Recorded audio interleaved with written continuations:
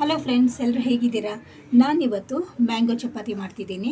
Mango ಇರೋ ಸೀಸನ್ನಲ್ಲಿ ಈ ರೀತಿ ಮಾಡ್ಕೊಂಡು ತಿಂದರೆ ತುಂಬಾ ಚೆನ್ನಾಗಿರುತ್ತೆ.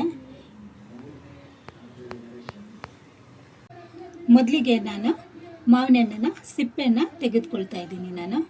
ಈಗ ಸಿಪ್ಪೆ ತೆಗೆದಾಗಿದೆ. ಹಣ್ಣುಗಳನ್ನು ಮಾತ್ರ ನಾನು ಈಗ ಮಿಕ್ಸಿ ಜಾರ್ಗೆ ಹಾಕೊಳ್ತಾ ಇದ್ದೀನಿ. ಈ ರೀತಿ ಕಟ್ ಮಾಡಿ ಹಾಕೊಳ್ತಿದ್ದೀನಿ ನಾನು. ಈಗ ಸ್ವಲ್ಪ ಮಿಕ್ಸಿ ಜಾರ್ಗೆ ನಾನು ಹಾಲು ಹಾಕೊಳ್ತಾ ಇದ್ದೀನಿ. ಈಗ ಗ್ರೈಂಡ್ ಆಗಿದೆ. ಇದನ್ನು ನಾನು ಒಂದು ಬೌಲ್ಗೆ ಹಾಕೊಳ್ತಾ ಇದ್ದೀನಿ. ಇದಕ್ಕೆ ಮತ್ತೆ ಸ್ವಲ್ಪ ಹಾಲನ್ನ ಸೇರಿಸ್ಕೊಳ್ತಾ ಇದ್ದೀನಿ. ನಾನು ಹಾಲನ್ನು ಸೇರಿಸ್ಕೊಳ್ತಾ ಇದ್ದೀನಿ. ಇಷ್ಟು ಸ್ವಲ್ಪ 1 ಸ್ಪೂನ್ ಸಕ್ಕರೆ ಹಾಕೊಳ್ತಾ ಇದ್ದೀನಿ. ನಾನು ಒಂದು ಚಿಟಿಕೆ ಉಪ್ಪನ್ನು ಸೇರಿಸ್ಕೊಳ್ತಾ ಇದ್ದೀನಿ. ಈಗ ಇದನ್ನು ಚೆನ್ನಾಗಿ ಮಿಕ್ಸ್ ಮಾಡ್ಕೊಳ್ತೀನಿ. ಈ ರೀತಿ ಕೈನಲ್ಲೇ ಚೆನ್ನಾಗಿ ಮಿಕ್ಸ್ ಮಾಡ್ಕೊಳ್ಳೋಣ.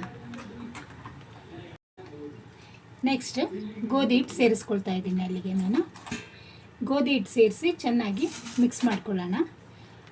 ನೀರೇನು ಮಿಕ್ಸ್ ಮಾಡ್ಕೊಳ್ಳೋದು ಬೇಡ. ಈ ರೀತಿ ಮಿಕ್ಸ್ ಮಾಡುವಾಗ ಗೊತ್ತಾಗುತ್ತೆ.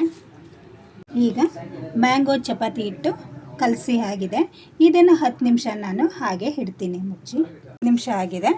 ನಾನು ಚಪಾತಿ ಮಾಡಲಿಕ್ಕೆ ರೆಡಿ ಮಾಡ್ಕೊಳ್ತೀನಿ. ಲಟ್ಸಿದ್ರೆ ಈ ರೀತಿ ಚೆನ್ನಾಗೇ ಬರುತ್ತೆ. ಈ ರೀತಿ ಲಟ್ಟಿಸ್ಕೊಂಡಿದ್ದೀನಿ ನಾನು.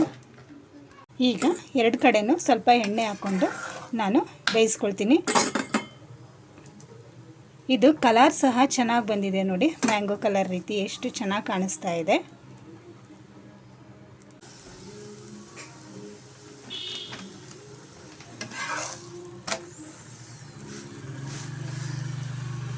ಈಗ 2 ಕಡೆನೂ ಮ್ಯಾಂಗೋ ಚಪಾತಿ ಚೆನ್ನಾಗಿ ಬೆಂದಿದೆ.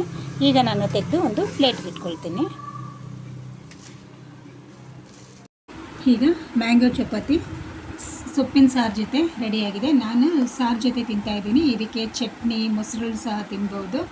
ನನ್ನ ವಿಡಿಯೋ ನಿಮಗೆಲ್ಲ ಇಷ್ಟ ಆಗಿದೆ ಅಂತ ತಿಳ್ಕೊಳ್ತೀನಿ. ನನ್ನ ವಿಡಿಯೋನ ಲೈಕ್ ಮಾಡಿ, ಶೇರ್ ಮಾಡಿ, ಸಬ್ಸ್ಕ್ರೈಬ್ ಮಾಡಿ. ಥ್ಯಾಂಕ್ ಯು, ಧನ್ಯವಾದಗಳು.